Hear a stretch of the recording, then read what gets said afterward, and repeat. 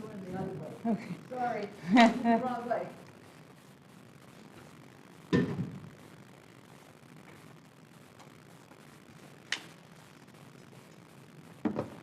All right, let's go ahead and get started here.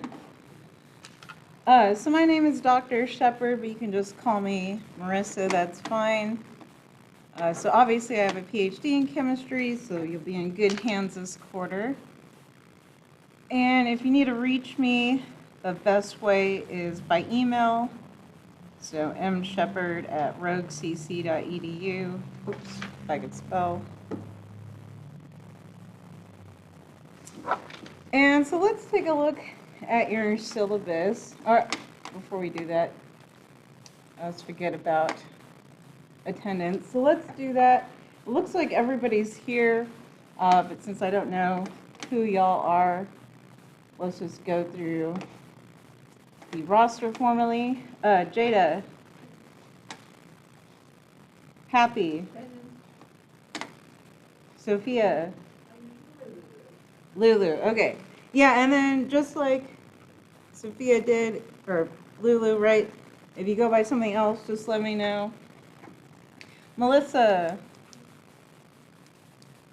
Miriam. Mira. Max. Brianna. Bray? Okay, perfect.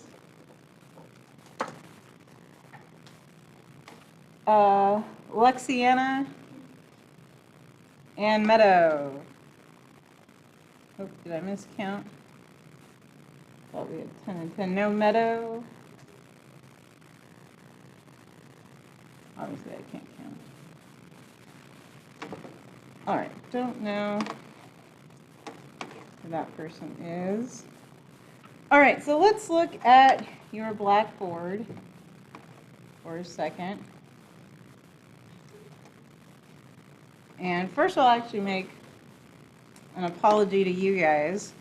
And so part of the caveat, or not caveat, but what's going on this quarter is I'm teaching this class both in person and online. And so a lot of people elect to take it online. I think the in-class experience is obviously the best, and doing the labs in person, that's where all the fun is, getting to actually play with stuff. That being said, basically Blackboard Ultra was not good for me. So I was trying to redesign my entire Blackboard. So basically I have to rebuild my shell.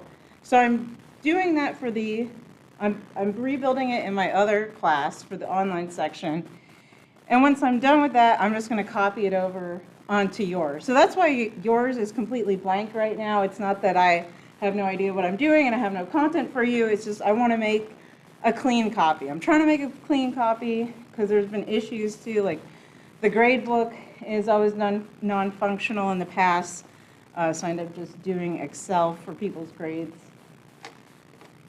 So yada yada. So trying to get that kinked out. So hopefully by Wednesday it'll be fixed. That being said, your syllabus is still there. And if you are tuning in from the online course, watching this video, very similar schedule. And so you'll see, so we have the breakdown of our grades. And so obviously exams carry a heavy weight. And then we have a pretty, oh, you must be Meadow. Correct? All right, perfect. Let me just put that you're here. You don't get auto dropped or whatever. And so it goes by a pretty similar schedule every week. So we will have lab this first week. Everybody attends a Wednesday lab since y'all are such a small in-person class. And if anyone online ever wanted to come in and play with chemicals, that would be cool and allowed. But basically we'll do a chapter. So we have our first chapter this week. And then the next week, so these dates are kind of more for the online class, but I would like it if you turn in your homework on Monday. I'm kind of flexible with deadlines. And then we'll have our quiz on the Wednesday in class for the in-person. And so that's kind of what our recitation period is for as well. So we'll quiz during our recitation period on Wednesday, and then that's also your chance to ask questions or just kind of work on homework. And then we just follow that same, oh yeah. So we'll start next Wednesday, so right, you have your quiz the following week.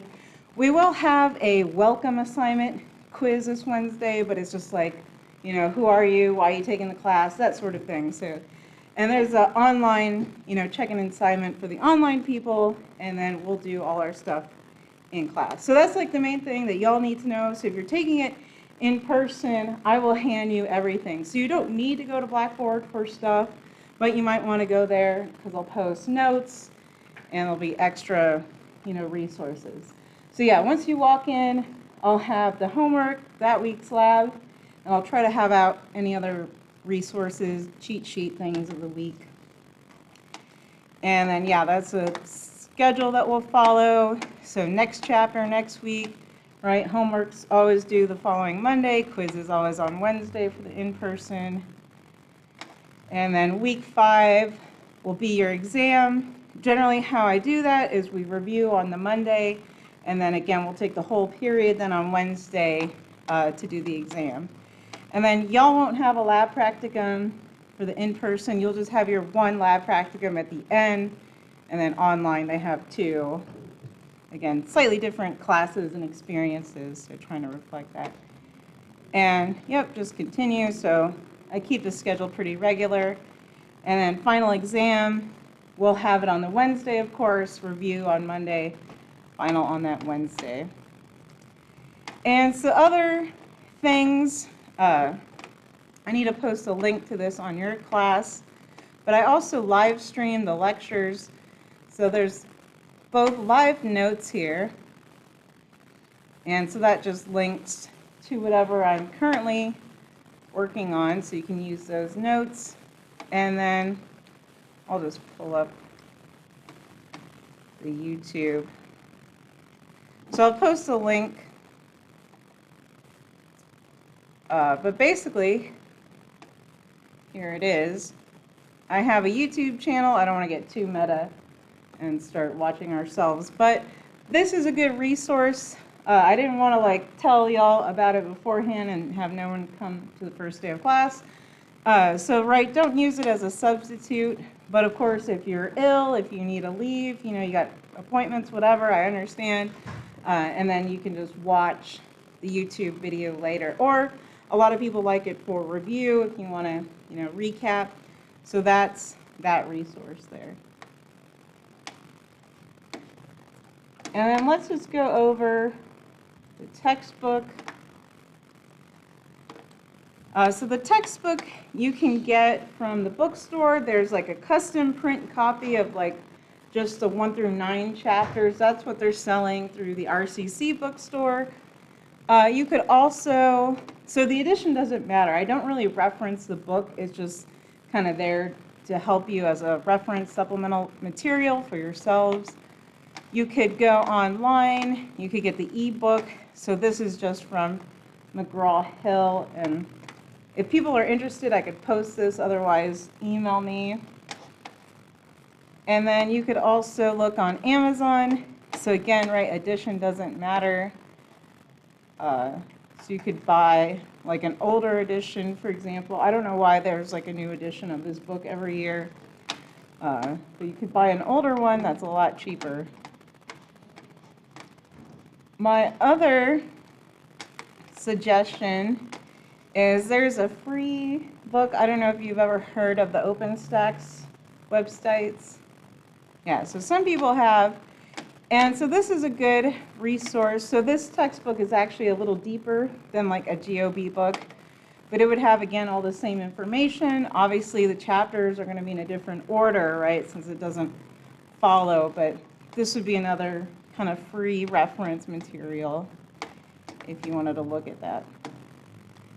So maybe I'll post some links in Blackboard. All right, any questions, comments so far? Force structure, no, it's pretty straightforward. All right, so let's get into chemistry then. And so kind of what is chemistry? And I also like to ask, like, okay, what are everyone's majors in here?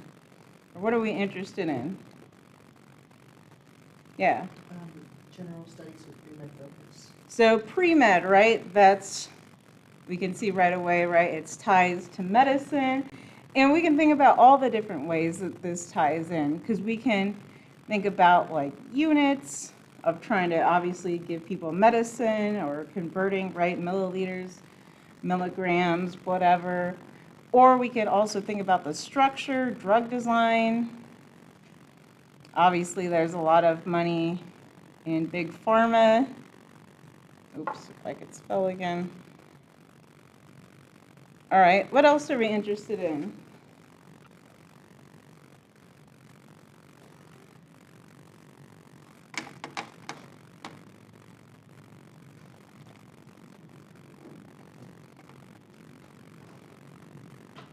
Miriam, what are you thinking? So nursing, right? So again, we got medicine. So I'll add nursing. Are you thinking like dental hygiene or? So maybe dental, so I'll put dentist. Again, right, we can think about chemistry, your tooth enamel. There's obviously, right, a lot of debate on fluoride. There's new chemicals, right, the hydroxyapatite that's come out that's supposed to be chemically better than fluoride. So, okay, that's good. What else are we thinking? Other majors. So general studies, what are you interested in? What are your hobbies too? So yeah, ag, right? We can think about, this is a huge, obviously we could put some dollar signs, right? There's big business there. This could be anything from fertilizer or pesticides. Obviously, right, this can get into all sorts of rabbit holes. I think I was just reading how Bayer Monsanto was paying out some settlements for Roundup. So anyways, right, we can, and that, not only is that agriculture, environmental, right, but you could also start to get into the law side of it as well, you know, talking about lawsuits or even the environment, right, how do these chemicals get in the environment? So environmental law. What other interest majors do we have going on in here? So more nursing, right? I'll kind of highlight toxicology here too if we're thinking about nursing, right? Obviously there's drug epidemic, so it's kind of thinking about that. In the chat we have psychology.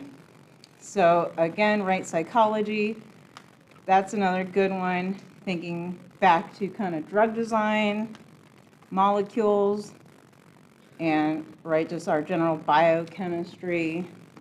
You could also think about how chemicals cross that blood-brain barrier.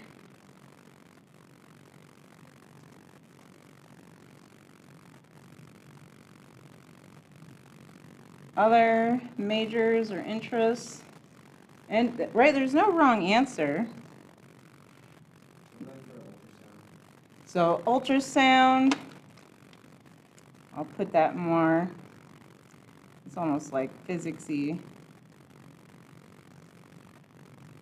But that's pretty cool, right? You have to understand kind of those sound waves. Obviously, you'll be interpreting images, but kind of just the background fundamentals behind that. We could think about, right, other imaging techniques. Right, sometimes they use different isotopes to, like if you have to do imaging of your body, right, you might just do like a barium isotope or iodine isotope, depending on what they're trying to trace. And you can do special imaging with that. Other areas, interests, could be hobbies too.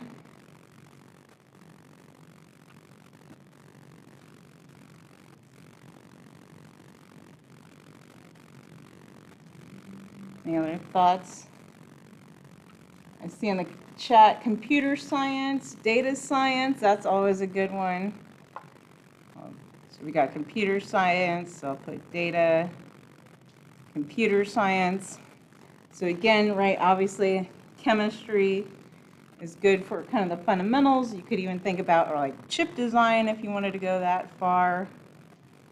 The chemicals needed in there. Otherwise, obviously big data is big money. I don't know if people know that. My word of advice is learn R. It's a language for like big data processing, and then you can get paid lots of money.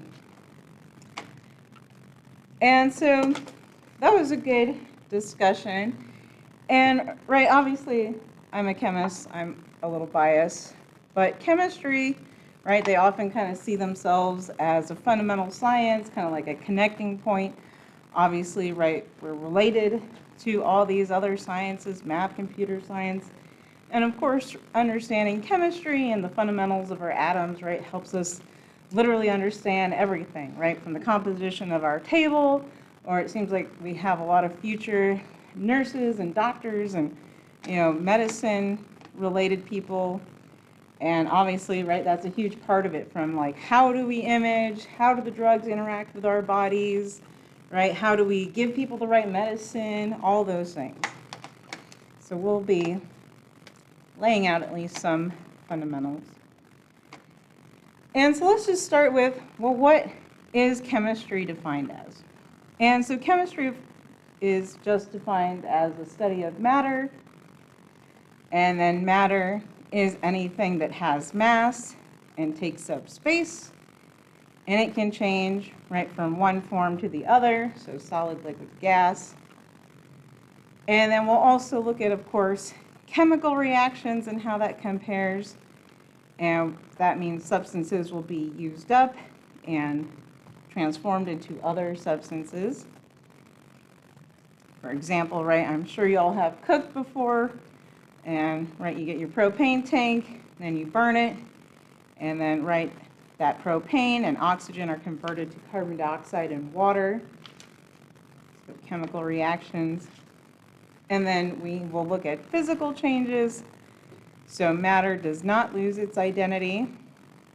And of course, I think everybody has seen, you know, water in all three states of matter, right? Solid ice, liquid water, and then, right, you boil it to make some tea or some pasta, and then you get your steam out.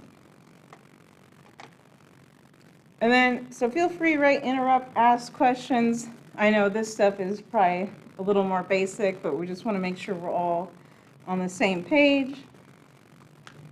So yeah, definitely interrupt with questions. And so then we have our three basic states of matter. So again, right, solid, liquid, gas. And so now we can kind of define them a little better.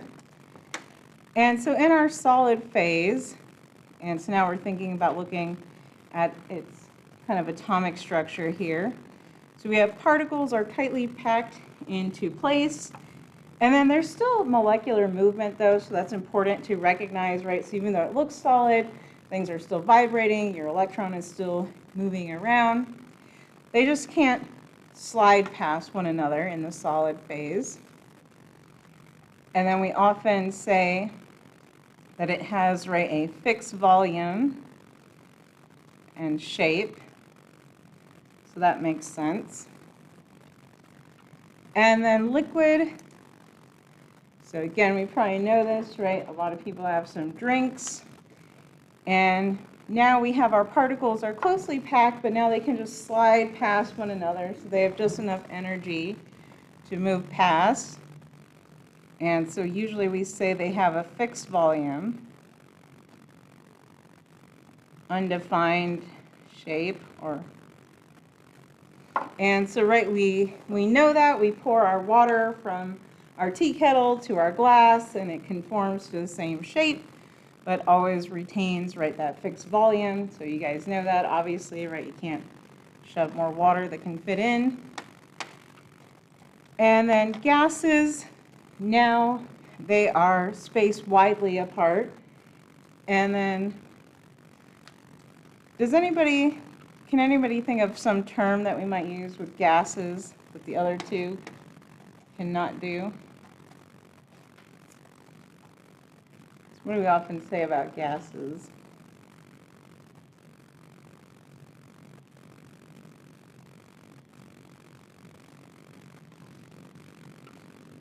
Or even just like how they come.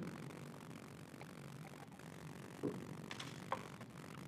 you were to go down to Costco, how would the tank of gas be? Like of air. So pressurized, or I was thinking of the word compressible.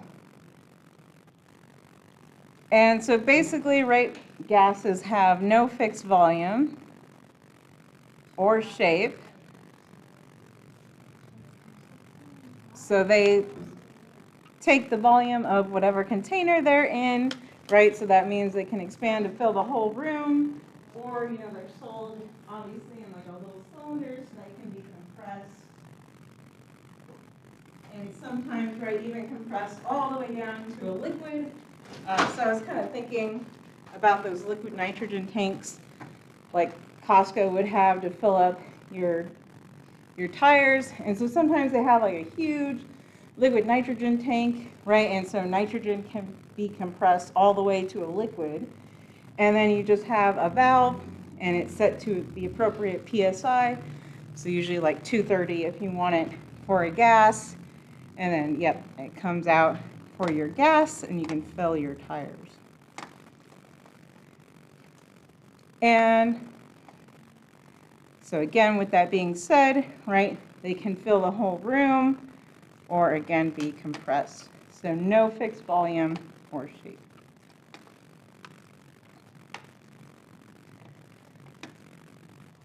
All right. And then this is just kind of text to go along with it and giving us some examples. So of course, ice, aluminum, diamond, right? Solid examples. I'm sure y'all can list a ton. And then liquids, again, right? Fixed volume, not a fixed shape there. And so, right, we could think of examples, water, alcohol, right? So that could be both drinking alcohol, ethanol, or it could be isopropanol or rubbing alcohol. So any of our alcohols. Gasoline, so gasoline are different hydrocarbons, so octane and different mixtures. And then gaseous, again, right, they're free to move. Compressible. They didn't give us any examples, but of course, right, we could think of some, obviously CO2, nitrogen, which would be N2, obviously oxygen that we breathe. We can go on and on. I'll throw methane in there. All right, so then we want to understand kind of how to classify matter and what is matter. And so we have, I know what I forgot to print out. I forgot to print out a periodic table for y'all. So I'll do that during the break. And so let's start with our little flow chart here. And so first we have whatever matter we're examining. And then kind of the question you want to ask yourself is it a pure substance? So meaning, right, is it an element? Is it a compound? Or is it something else? And so let's kind of start with the easier ones, or at least I think they're easier to identify. So we have our element. And so our element, what is our element? Does anybody know where we can find our list of elements? Especially in this room. Look around. Yeah, right, so find our periodic table, and this is a good resource too if you're online or in person. So this is ptable.com. I just like this online periodic table. It has a lot of good resources that we'll go through. But yes, so any element is obviously something that can be found on the periodic table, And so that's always your first hint, right? Like if you're clueless, which I expect y'all to be clueless, right? You probably haven't taken chemistry. So if you don't know what a substance is, the first thing you want to do is it on the periodic table, right? So you can kind of look through, become familiar with it. And so then, right, let's understand what an element is. So of course an element, right, cannot be separated into simpler substances by chemical means. And so it's also only one type of atom. And so for the most part, again, right, it's pretty straightforward. So, you know, you want to look at gold. Okay, gold, right, it's on the periodic table. I know it's a pure element. But now let's look at some other scenarios. And so we want to highlight our diatomics.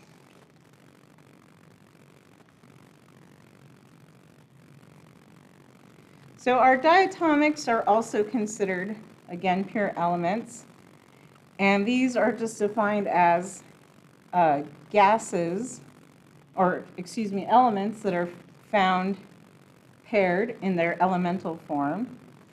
And so there are 7 of them. So it's nitrogen, hydrogen, oxygen, fluorine, chlorine, bromine, and iodine. And this is why I said I needed to print out a periodic table for y'all, because what you want to do later, once I print a nice one out for you, is you just want to highlight your diatomics because they make a little pattern. So hydrogen is off in the corner, but then the other ones kind of make this little 7 to help you remember there's 7 of them. So 1, 2, 3, 4, 5, 6, 7. And again, there are our diatomics. So most of them are the halogens, and then again, right, oxygen, nitrogen, hydrogen. All right, so don't let diatomics confuse you. Let's talk about other allotropes as well. So let's pull up our carbon allotropes. And so I always say Wikipedia is a pretty decent source of information, at least for science. I probably wouldn't trust it for like current events and stuff, but decent pictures. And so all an allotrope is let's define it. So different geometrical arrangements of an atom. And so again, the key point in these allotropes is that it's still just one atom. And so we're going to see that. So therefore, right, it's still an element. And so looking at carbon, we have diamond. So right, diamond has this characteristic tetrahedral shape. So you can see all these are carbons bound to other carbons. B here, this is showing graphite. So notice graphite is in these sheet structures. So this explains how you can write with graphite. So it comes off in sheets. Let's see what C is. So C is Lawn's Delight. I'm not too familiar with what that one is. And then D is pretty famous. So this is C60, also known as the buckyball. So this was discovered at Rice University back in the 90s, and then this launched off the whole field of carbon nanotubes. And so this down here, H, is the carbon nanotubes. You know, they make all sorts of carbon nanotube structures. And then obviously there's other ones. So it lists the C70 fullerene, C540, carbon nanotubes, and then obviously, right, other forms as well. So again, right, allotrope, just different geometrical arrangements. So I would at least be familiar with the common ones of carbon. So that would be diamond, graphite, and probably C60 would be good to know. And then just don't get tricked if you see other instances. So let's look at other allotropes or other things that tend to have allotropes. And again, right, not an exhaustive list. I'm just kind of pulling up the main ones that come up. So phosphorus, obviously this is a little famous one. So white phosphorus is obviously the one that's used in war. I think it's been officially banned, but still used to this day. So that's white phosphorus, right? This little P4 arrangement, little tetrahedral structure. And obviously P4 is pretty reactive. And then we also have red phosphorus. So this is formed from heating up white phosphorus. I wish it had the structure there. And so then other phosphorus structures. So this is violet phosphorus. Again, right, just different geometrical arrangements, all just phosphorus. Black phosphorus. So this is the more stable form. So again, right, just appreciate the structure. So we can again just appreciate the different structures these phosphors have. And then the last one we should look at, because this is one that confuses people if they see it. So sometimes when you see sulfur, sometimes people denote sulfur as S8. And then people are always confused by that. And so S8 just refers to its structure, how it sits. So let me scroll down. So this is what sulfur looks like. Again, if you were to take a crystal structure of it, so it's in this weird octahedral ring thing. And so that's why, again, sometimes you see the formula written as S8. Other times people just write sulfur. So that's kind of why. All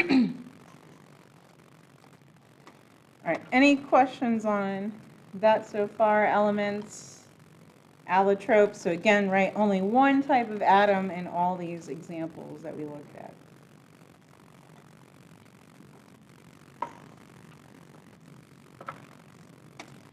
All right, so let's move on to a compound then.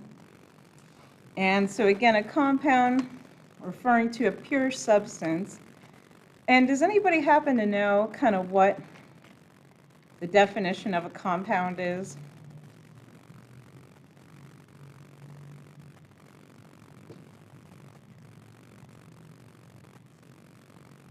Oh, sorry, just a question in the chat. I think they were asking about, yeah, this is the structure.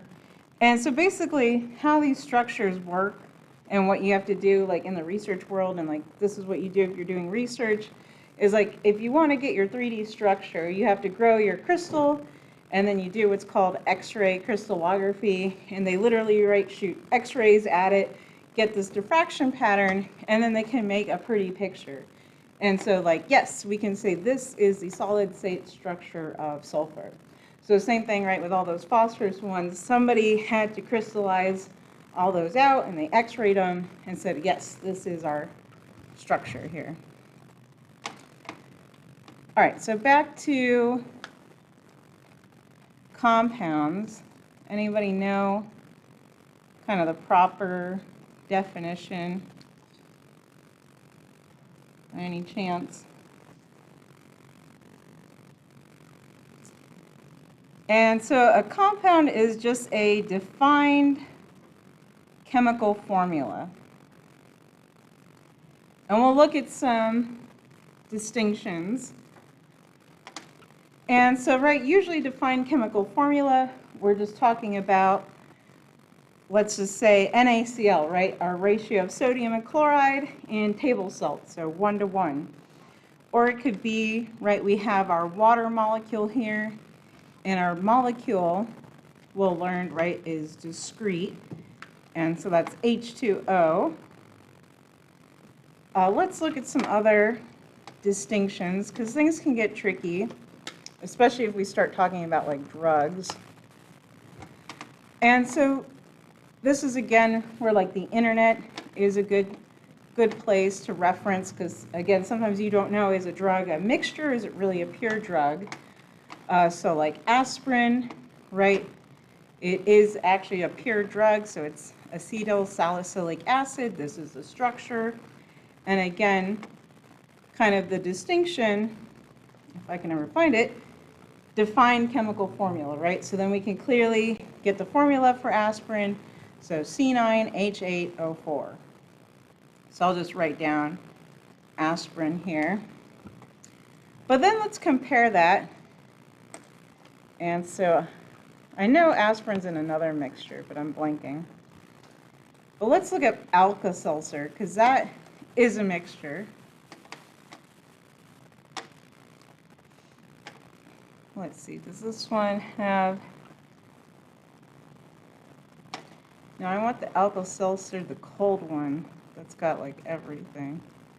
Yes.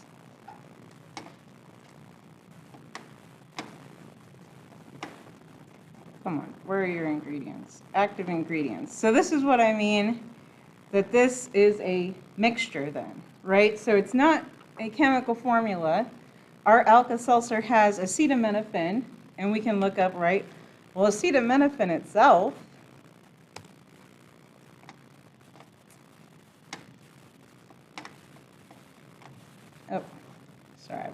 I like a prettier picture. So we can clearly see, okay, acetaminophen, right, it has another name, but again, defined chemical formula. See, acetaminophen is a chemical, but then we go back to, right, our Alka-Seltzer, then it has phenethylamine malate, and then, right, dextromethorphan hydrobromide, and phenylephrine bitartrate. So, right, a mixture of all these individual chemicals, and we can look them all up. I'll look up just one of them for the sake of time. Again, just to show you that, okay, this is a chemical.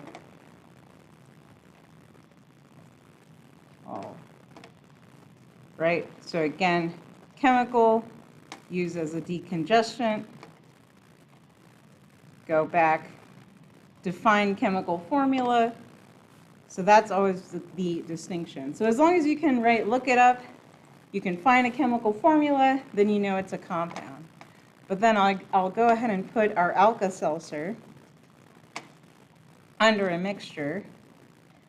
And I'm going to put it into homogeneous, since I'm sure they mixed it up and made it all the same. All right, so then I kind of spoiled what the mixture was. And so then the last two distinctions are heterogeneous versus homogeneous. And so homogeneous just refers to being the same throughout. So I always just kind of think like first bite, same as the last. Just because I like to think in terms of food. And then, right, heterogeneous, obviously it's going to be not uniform.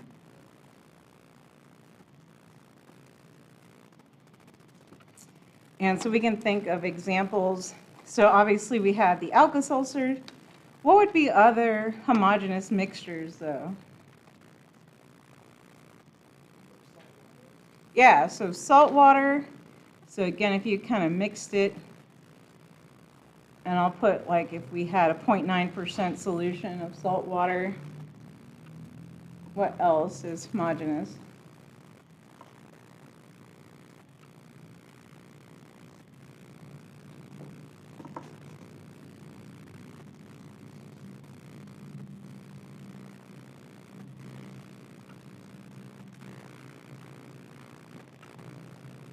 I was like food. Like I was just thinking, like vanilla ice cream, where it's very plain, right? All the same throughout. We could put under like sodas too. People still drink soda.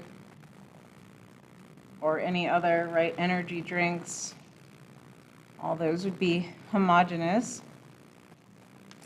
And then what about heterogeneous?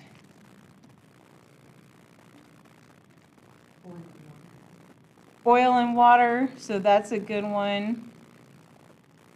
I'll put under that, right, like salad dressing. Kind of goes along. Other, yeah, pepperoni pizza.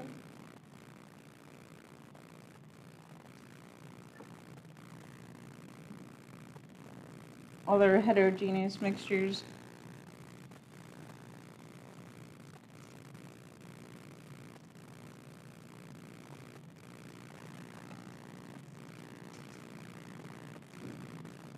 If you like ice cream, you could always go, cookie dough ice cream. You could also think of like the different cement grades, because, right, you have kind of cement with the gravel that has kind of bigger chunks, right? So that would be kind of more heterogeneous. But then if you have like the cement that's kind of more smooth, that might be more homogeneous.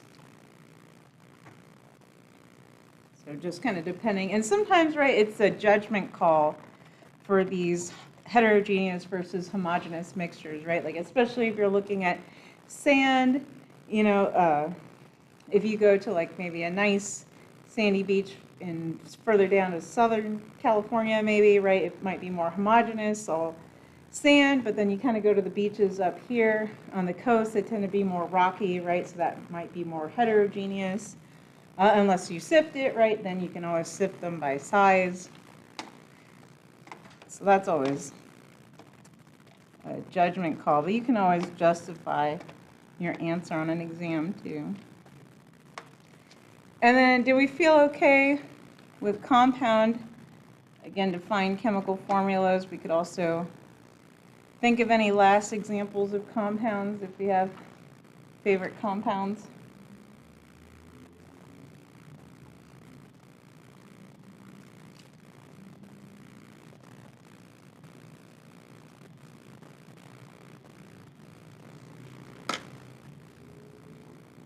All right, we'll keep moving on.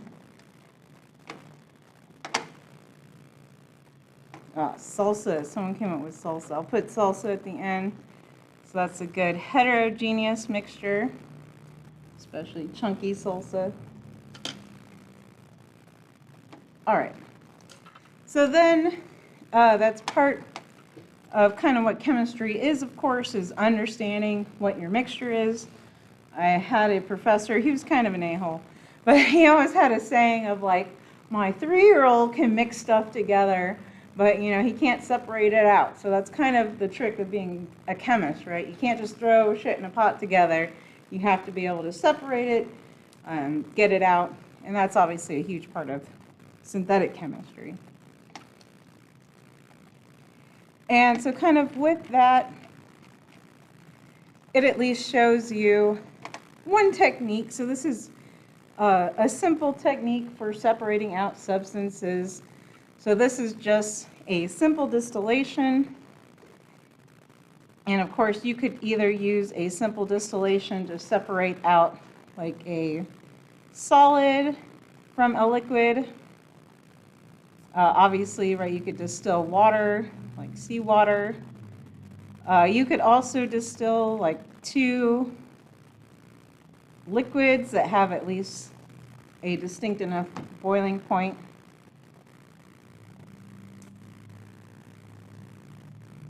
Or really purify any substance by this method. And so you can at least basically see how it works. Let's point out the huge safety hazard. So I don't know why they put this drawing, so that's pretty outdated in my opinion. So you would never want to actually distill with an open flame because usually there's a little ground glass joint here, and that means your solvent can accidentally leak out here, and then next thing you know, your solvent's on fire with your open flame, which historically has happened. That's why you don't do this.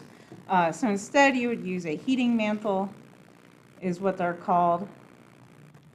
And so, they're just electronic. They're packed to either some variable voltage meter, or the new ones just have a little thermocouple. You set the temperature and boom, it goes. And so basically, right source of heat heats this up. Then, right, now we're thinking about states of matter. So it goes from liquid to gas, travels up here. Then we have our condenser. So this cools it back down. And so then our purified liquid goes down into our receiving flask, and then happy, pure stuff. And you could also do this, obviously this is performed in open air, but you could also distill under a nitrogen atmosphere or in vacuum, and which I've done before, both of those, unfortunately for me. All right, questions so far? All right, this is probably a good spot for a break. So lecture is usually right 2 hours, but obviously it's chemistry, there's a lot of math and science, so I always give y'all a little break. So we'll probably take our 10-minute break now, so if you could be back, I don't know, 1:56-ish or a little bit before 2, then we'll keep going on here. And then you'll want to pick up, we'll be working on some units in a second, so this sheet is out there. So yeah, go ahead, take a little break. We'll be back at it.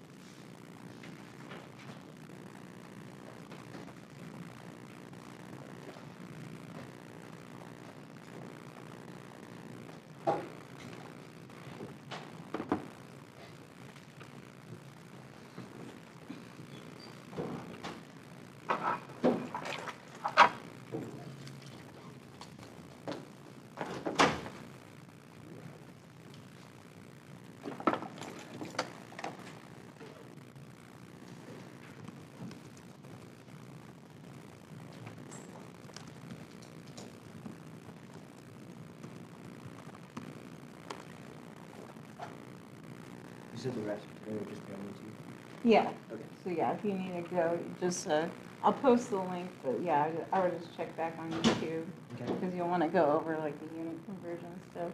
Okay, cool. I'll do that. All right, see you Wednesday. See you. Will you just be posting in one of the Blackboard channels or all three of them? Oh, just one. So yeah, I only use the lecture. Gotcha. Yeah. Thank God. Yeah.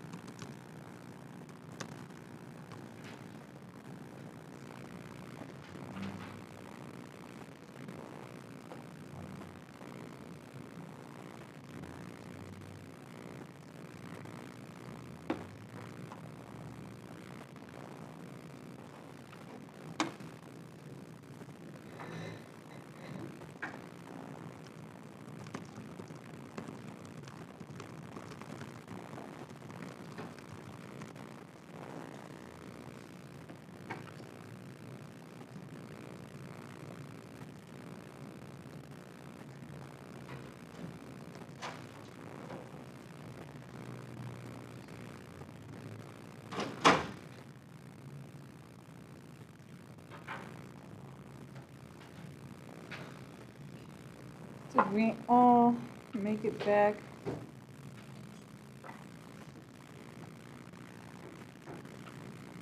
Okay.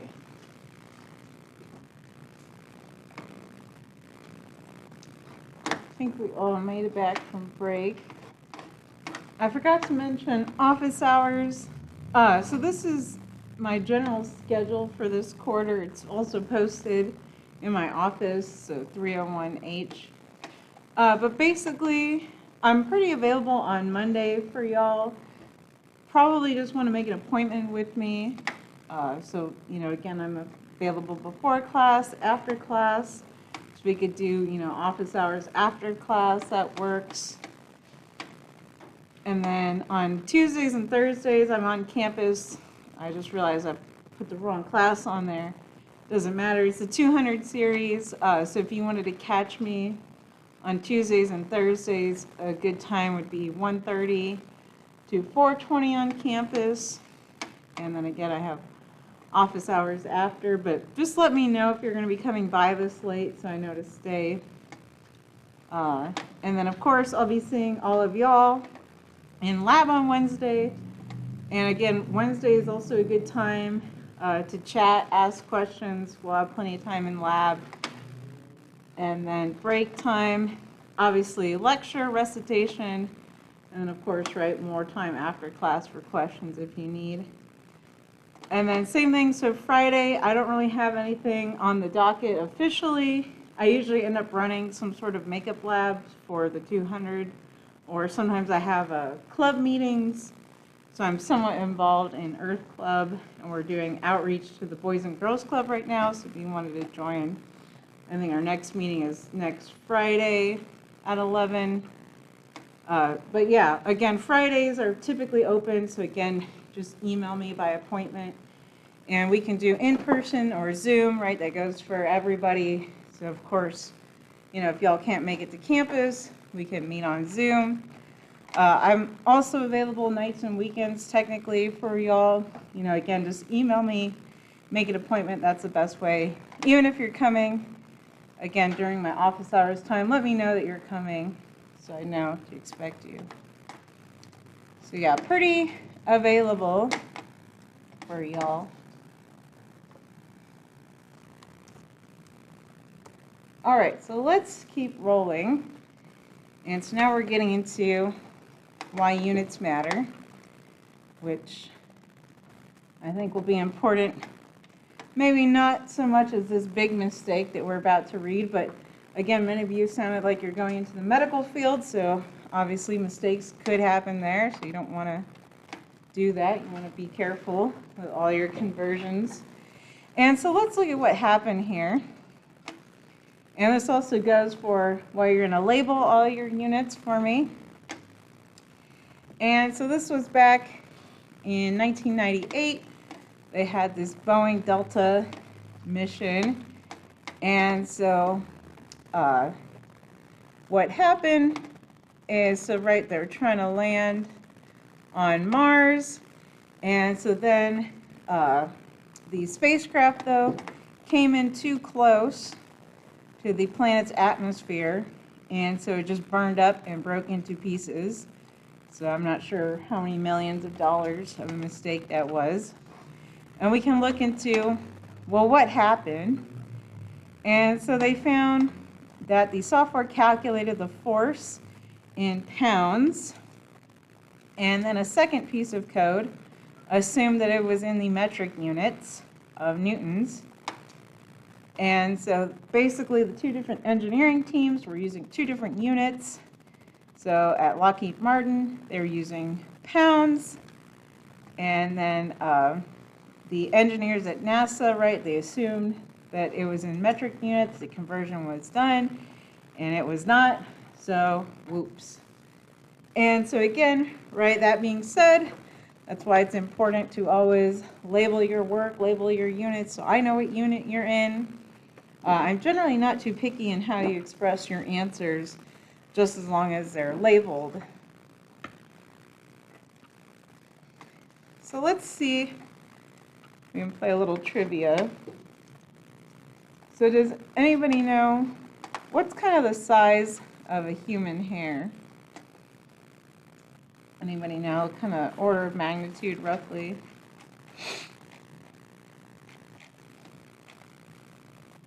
How thick is a hair? It's a little bit bigger than nanometers, but at least you know nanometers. What's a little, do you know what kind of the next unit bigger than it is? Yeah, micro, so it is on the micrometer scale. So that would be 1 times 10 to the negative 6 meters, which you don't have to stress yet. So we'll get into all that. I'm just trying to give you some context. Okay. What about sodium atom? How big is that?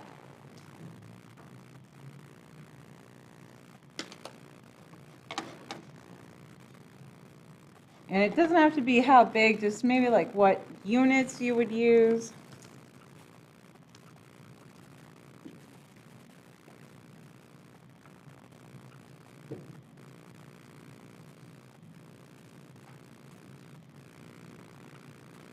Chemistry also has a special unit.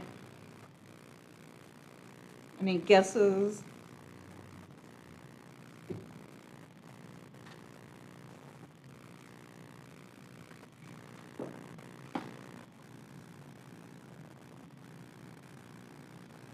How small are we thinking?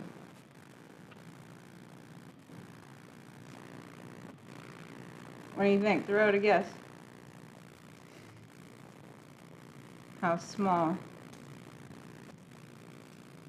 What did you say earlier?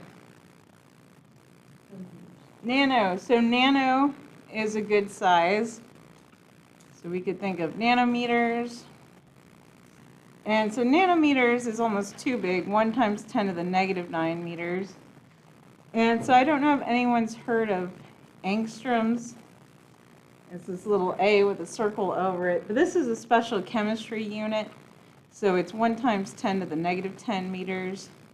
So this is the more like true scale. But again, right, we just want to appreciate it's pretty small. So nano. So 10 to the negative 9 or 10 to the negative 10 scale.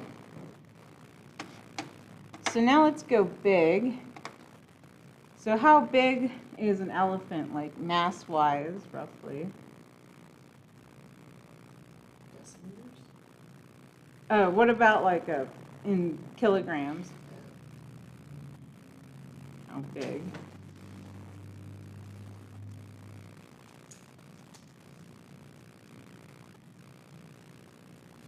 Or what unit, too, is associated with it.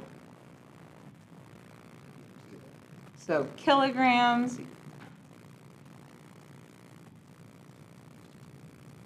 So probably on the order of 2,000 kilograms plus. Or maybe tons. So that's another unit, right, associated with elephants or large animals.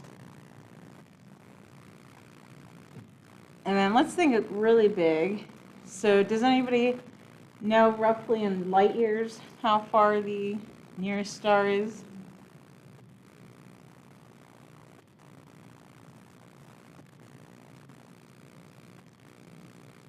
So it's about 4.35 light years. So do y'all know what a light year is?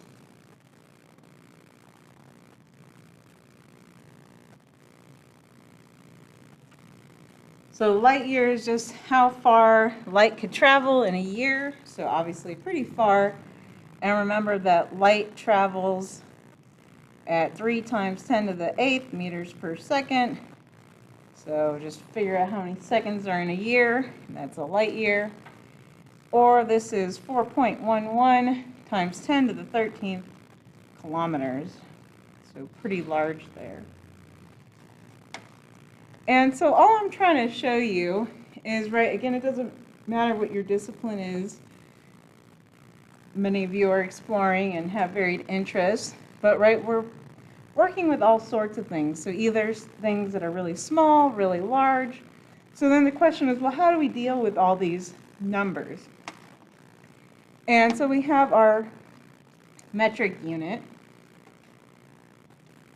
And of course, the metric system is considered a little bit easier in some ways since we have our base unit and then it's based off of multiples of 10.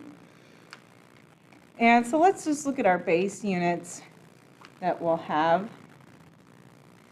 So we'll get into moles. So moles, this is a special chemistry unit. But then length, so meters is your standard base unit. Grams is your base unit for mass. Liters for volume. And then Celsius, but we should also put Kelvin here for later, because we'll be in Kelvin when it comes to gas laws. And then seconds, then of course bytes, not that we'll work with bytes in this class. And so then we can add a prefix to, of course, show different multipliers. And so let's kind of look at how to read this, because now we have the same information presented in two different ways.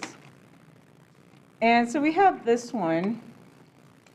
And so to me, this is a little bit more confusing than the other way, and I'll show you what I mean. And so this one, it says quantity in one base unit. So you're doing this, like how many teras are in a base unit, which I find that a little bit confusing. So I think it's easier to look at it in the chart that I gave you. And so this multiplier is by the base, which again is, I think, easier to understand. But if we're looking at tera, right, it's the same thing. It's just saying that 1 times 10 to the negative 12 teras are in one base unit. And so kind of what we want to do is we want to write all our relationships, so we're going to take some time to do that. And so kind of what we're doing too is we're setting up our conversion factors. And conversion factors is just a fancy way of saying, you know, this is our relationship. Let's think about other conversion factors, right? Like we can have, there's 12 inches in 1 foot, and we can express that as a relationship. So 12 inches over 1 foot, or 1 foot, right, is 12 inches. So that sort of idea. So this is just a fraction. And so blah, blah, blah. So that's what we want to practice writing, is just writing our conversion factors as fractions and express our relationships. And kind of where we're going with this is we want to use our conversion factors in our dimensional analysis. So let's just take our kind of familiar conversion factor. So there's 12 inches in 1 foot. And so then, again, the idea is, let's say we have 536 inches. I want to convert 2 feet. And so now this is just taking a look at dimensional analysis.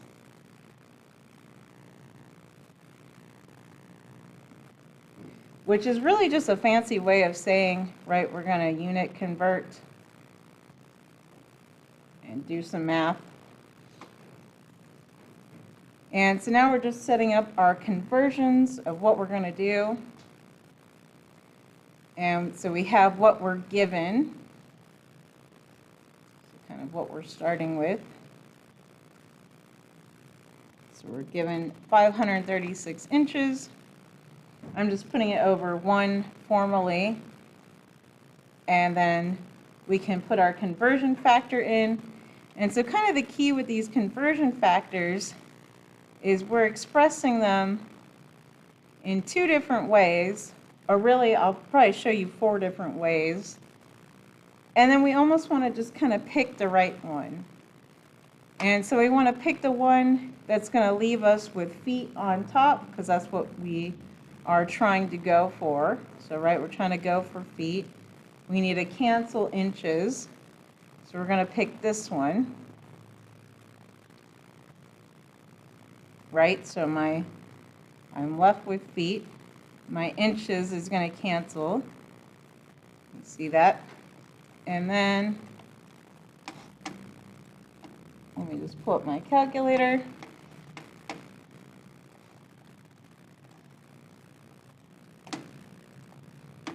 And so now we can do our math, multiply across, so 536 divided by 12. And so now, right, we get our 44.7, and we'll get into sig figs as we progress. So right now, we have 3 sig figs, since there are 3 numbers, and so we'll report it to 44.7 feet there. So that's kind of where we're going. So before we get into the math and all that, let's just set up our conversion factors. And so let's do a few together, and I'll have you work on some. And so we can do, let's do our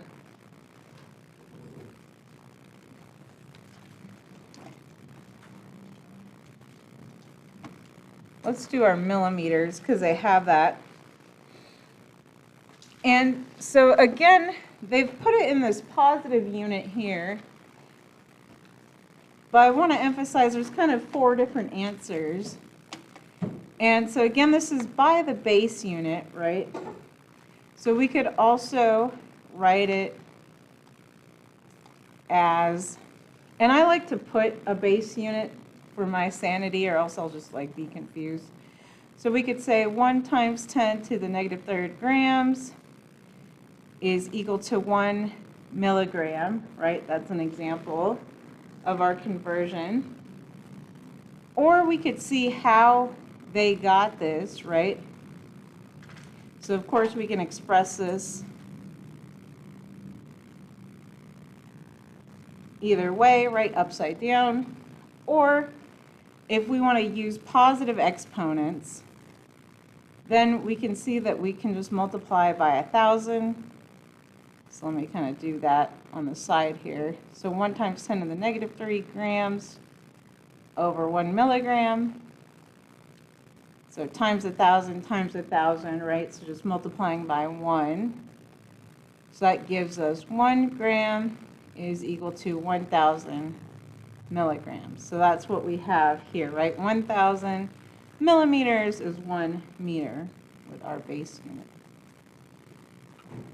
Does that make sense to people? And then, so for our purposes, it really doesn't matter whether you want to use all positive exponents or negative exponents, just as long as, right, we have our relationship correct. So let's do another one. Now we could do kilo together. So now, again, we're saying, right, by the base unit. So we have 1 times 10 to the 3rd grams is equal to 1 kilogram. Obviously, we can write that in reverse. So 1 kilogram is 1 times 10 to the 3rd grams. Or, right, if we wanted to express it in negative exponents, we could say 1 times 10 to the negative 3rd kilograms is equal to 1 gram.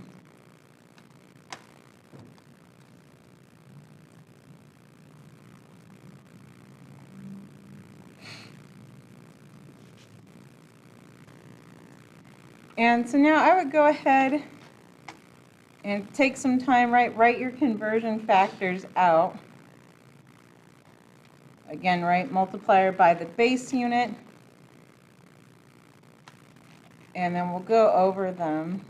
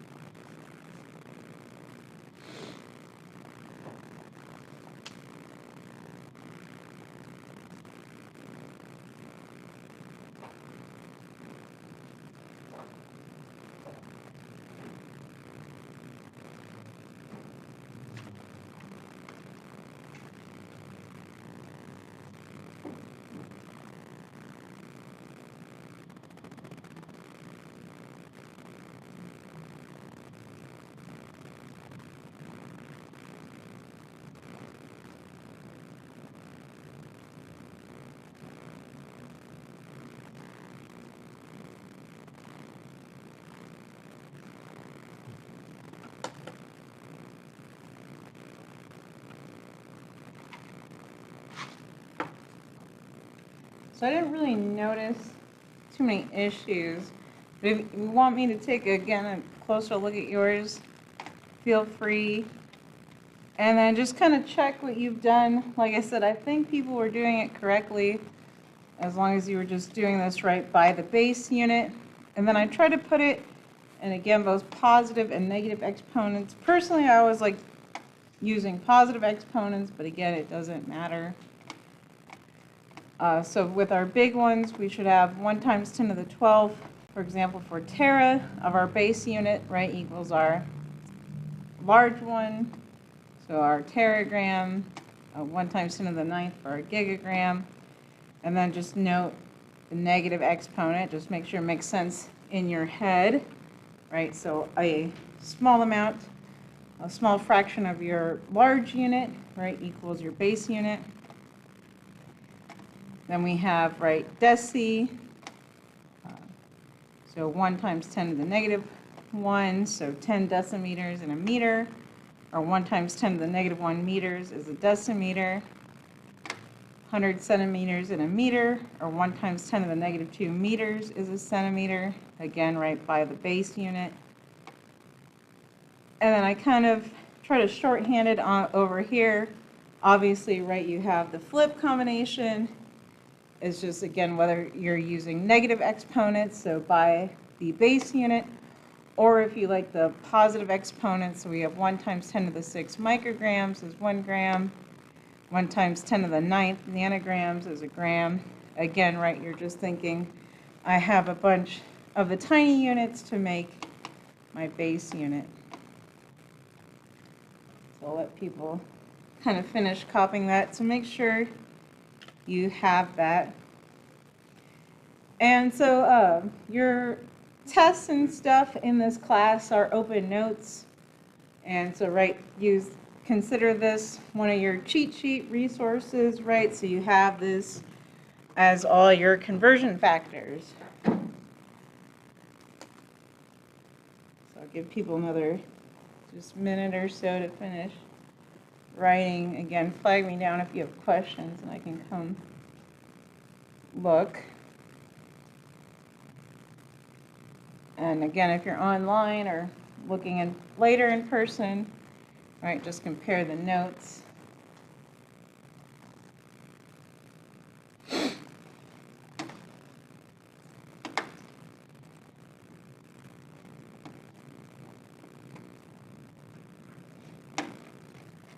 All right, so now let's do some practice with that. So we have our cheat sheet. So now let's do some practice. So let's just start off with, these first 3 right here. And let's just see how those go for a second.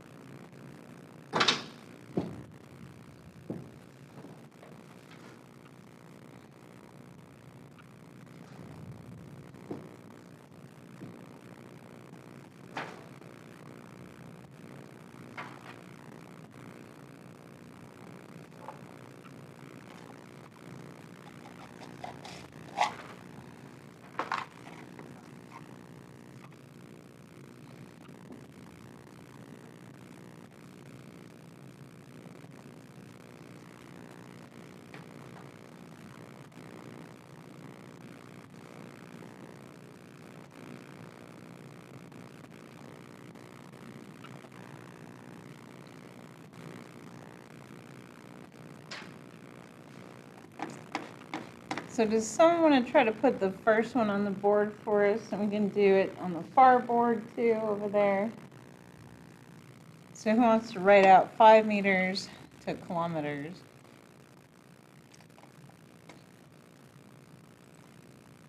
Y'all can't be too shy. There's only 10 of you.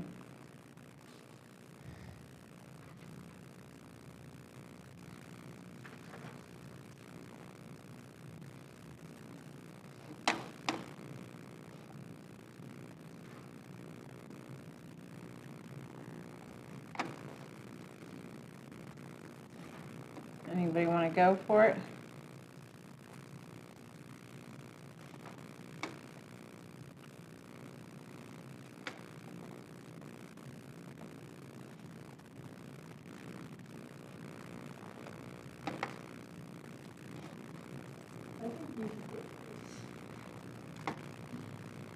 Someone else should go, though. I go all day, every day.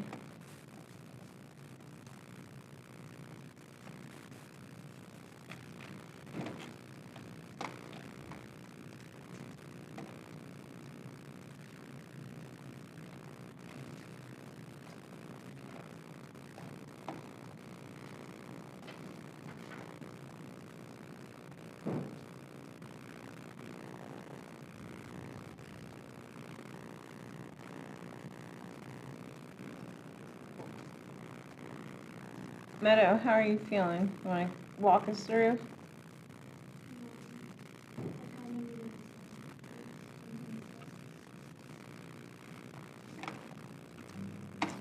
All right, so let's walk through it together then.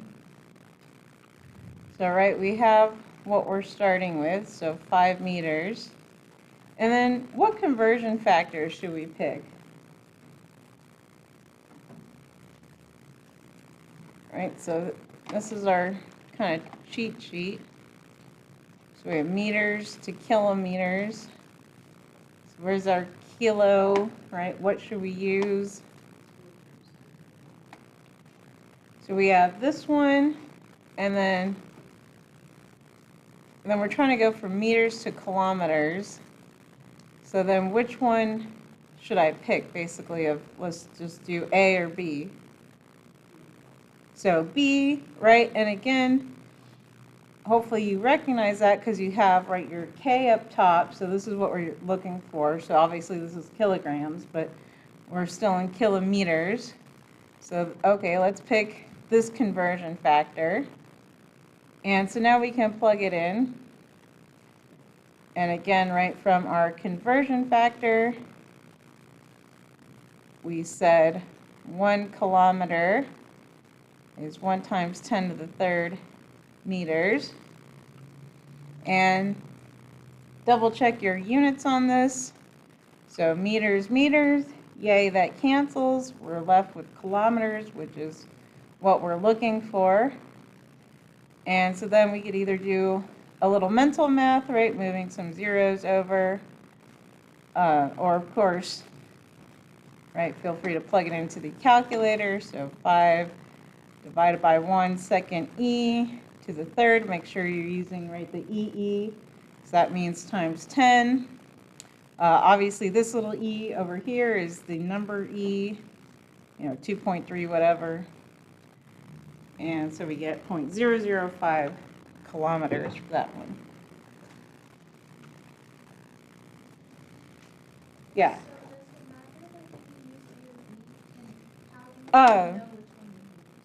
So A would not have been appropriate because we have grams and kilograms, right? So if we were looking at our units, then we would have like meters and kilometers. So then you'd end up with like meters squared over kilometers, which wouldn't make any sense. You could, though, right, use a negative exponent. So you could have picked, right, this one, where you said 1 times 10 to the negative third kilometers is equal to 1 meter, and that would also have worked, right? It's just we can't pick the units basically have to cancel out. Does that make sense? Yeah, so again, just kind of thinking back to this one where we had inches, feet, right, a little more obvious.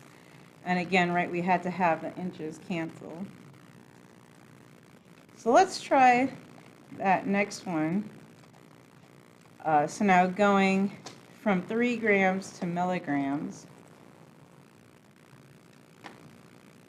So I'll let people stare at that for like another minute. We'll see if we'll have anybody volunteer.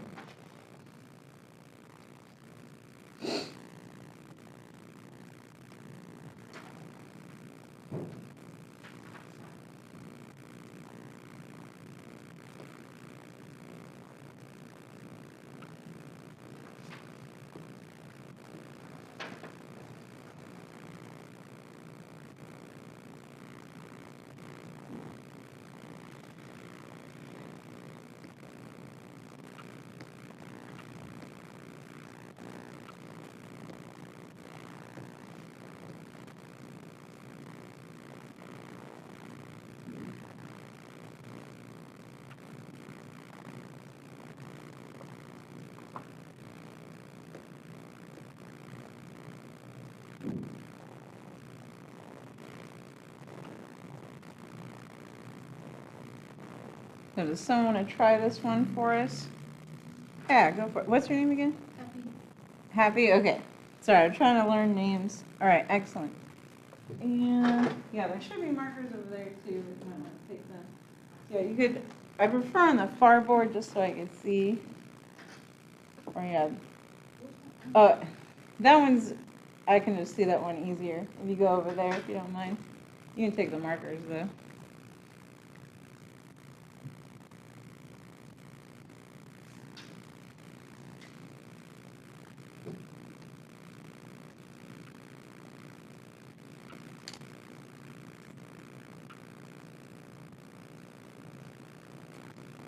And then walk us through though, how'd you get there? I know that 1 gram is equivalent to 1,000 milligrams, and we have grams as the and repeated milligrams. So I just cross multiplied the x times 1 into the x, that is what it's equal. And then 1,000 times 3, which is 30,000. That's how I got my 30,000 grams.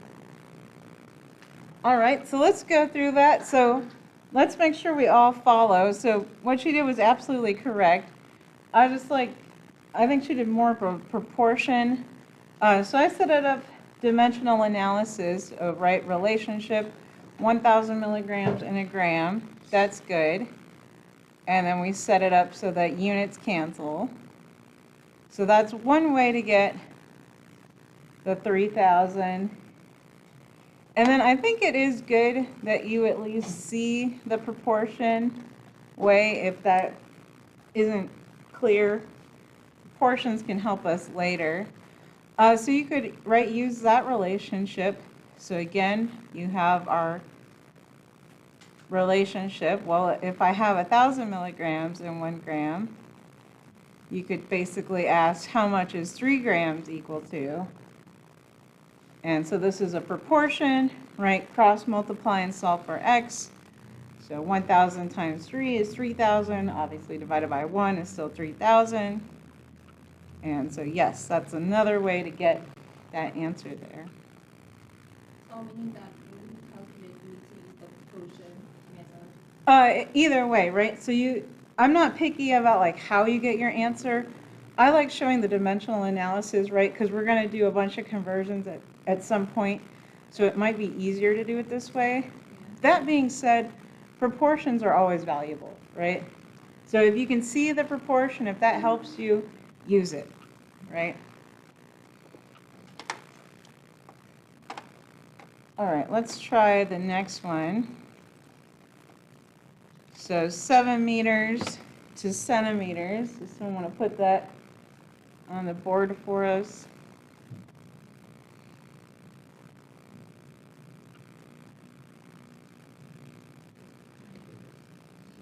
All right, go for it. And then what's your name again? Lulu, okay. Once I see y'all in lab, then I'll start to remember your names better.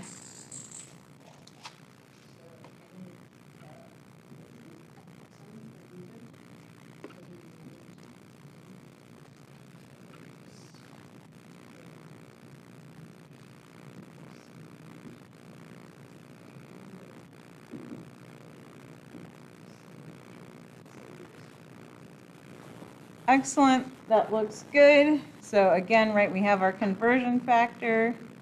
We can pull it from here if we need. And then, yep, multiply across, so that looks good, of 700 centimeters. All right, feeling better, I feel. Now let's look at this next one.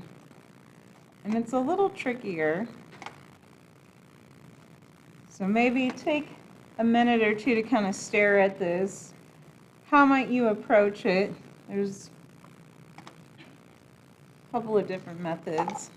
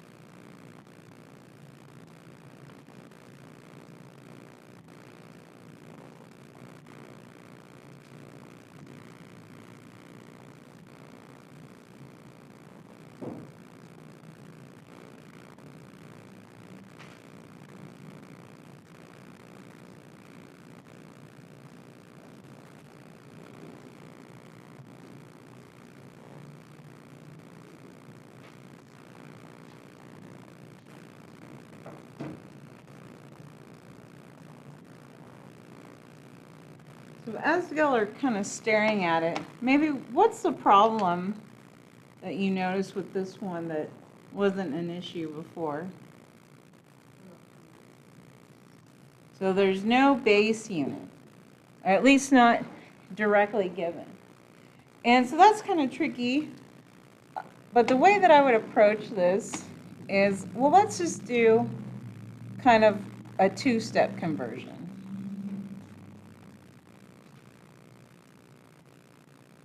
And so what I mean by that is, again, right, you guys are recognizing, well, we don't have a direct conversion written out, right, from milligrams to kilograms. But we could go from milligrams to grams to kilograms, right? We have our base unit. So let's do that. So 60 milligrams. And again, right, we can reference our cheat sheet if we need. So we have 1,000 milligrams in a gram. And so, right, milligrams, I want to cancel. And just sanity check yourself, right? Okay, I have more of the tiny units than the big units. Okay, and so now we've gone from milligrams to grams, but now we need to go from grams to kilograms. So again, right, get our next conversion factor. Okay, there's 1 times 10 to the third grams in a kilogram. So now 1 kilogram on top, 1,000 grams on bottom again. And so now we can multiply across. So now we have 60 divided by, and again, right, you could punch it in, divided by 1,000, divided by 1,000. You can use your mental math skills here, right? You have 1 times 10 to the third times 1 times 10 to the third, so you could just do 60 divided by 1 times 10 to the 6. So that gives us our answer. And then the other way we could approach this is you could come up with kind of a direct conversion.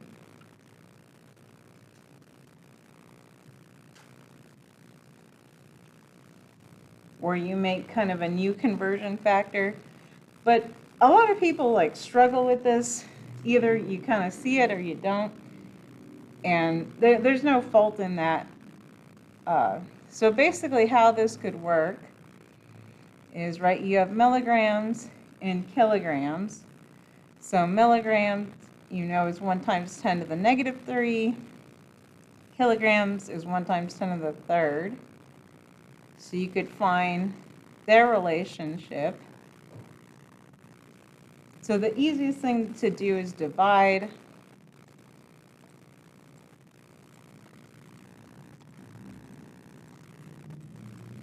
And what do you know? You have 1 times 10 to the 6th difference between them. So then you could write your kind of new conversion factor as 1 kilogram is 1 times 10 to the 6th milligrams, right? So make sure you have more tiny units than the big units. And then you could do it in a 1-step. But again, if that didn't make any sense to you, this whole dividing thing, right, don't worry about it. Stick to the 2-step conversion. This is a lot easier, right? Go to the base unit. But if you feel comfortable with this, you know, go ahead. And so again, I'll just write it out. So 60, and then we have our direct conversion factor. So we would get the same thing there. Does that make sense? You can ask questions on this part. So all these conversions, since we'll just have more conversions and more conversion factors as we continue. So let's try this next one.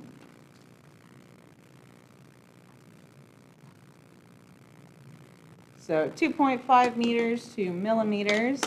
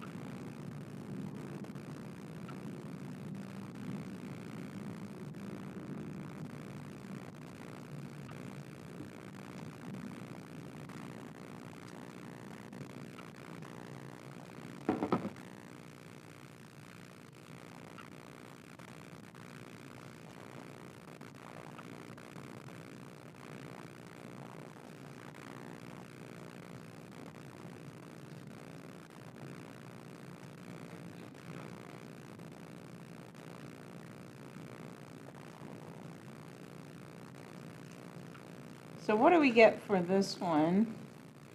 And if you're online still, you can always put your answer in the chat too.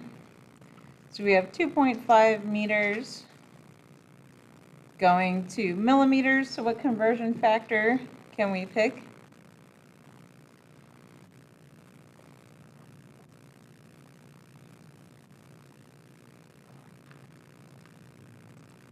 And we can always go back to our cheat sheet, right? Millimeters. So what's our relationship here? Don't even worry about which way to put it yet. So what's our relationship between meters and millimeters?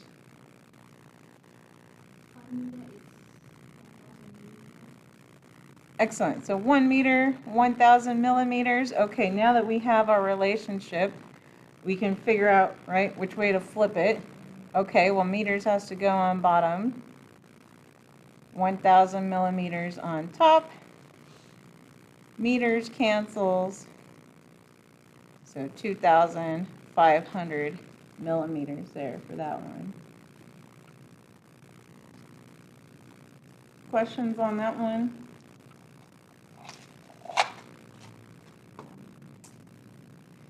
All right, let's do probably one more, and then we'll call it for today. So looking at 4.5 centimeters, 2 kilometers. So that could be another tricky one.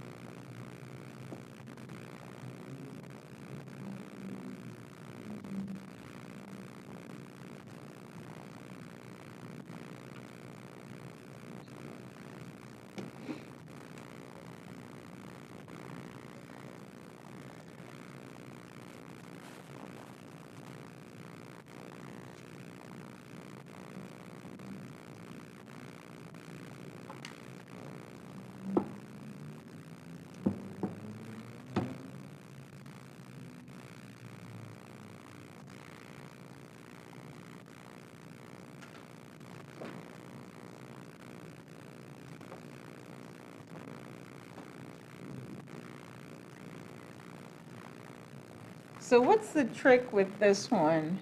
How do we approach our centimeters to kilometer conversion?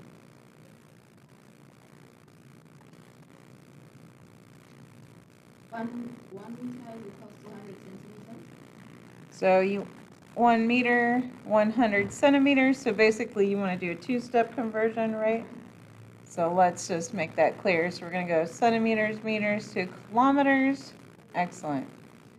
So I'm just writing out our first step.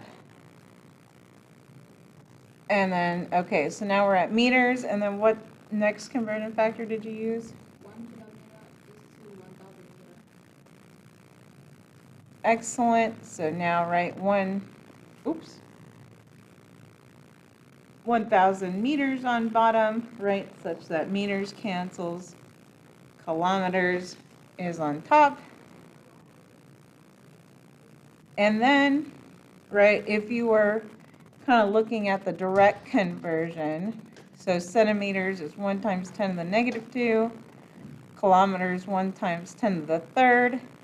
You can start to see that factor of 10 to the 5 difference. But again, if you don't worry about it. Otherwise, we can just go ahead and multiply across now. So 4.5 divided by 100 divided by 1,000. And so we should get 4.5 times 10 to the negative 5th kilometers there.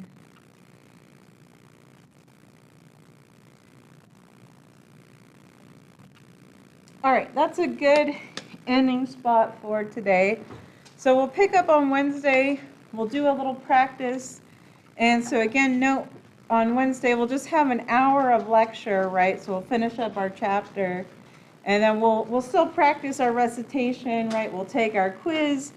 And then, right, Wednesday during recitation would be a good time to ask for help if you're having trouble with this. And so again, we just want to make sure everybody's on the same page. So go home, practice this, right? Get it down if you're struggling. Ask for help if you're struggling. Get help early though, because like I said, this is the main math for this course basically, is like conversions and unit converting. So you want to get this down. Can you go back to the cheat sheet? I didn't write it all down. Oh yeah. Yeah, and if I need to scroll up and down. Are you going to post it? Yeah, so it should already be posted online. So remember, it's on the live notes. If you look at your Blackboard page, and then I will be fixing your Blackboard page soon. But yeah, the live notes should be there. And then if you need me to go up or down, let me know. And then if you have any other questions, if you're online, just let me know. Otherwise, I'll see the rest of y'all in person on Wednesday. So 9 a.m. for lab. And it's just down the hall, HEC 312. And then I will also print out periodic tables for y'all for Wednesday, since I forgot to do that.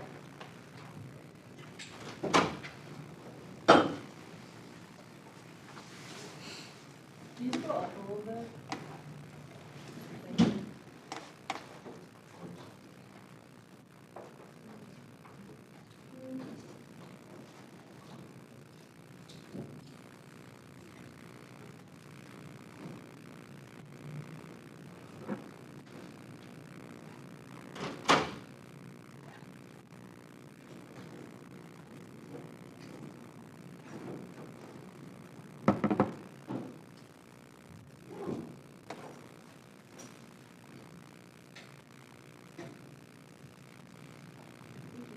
Have a good one.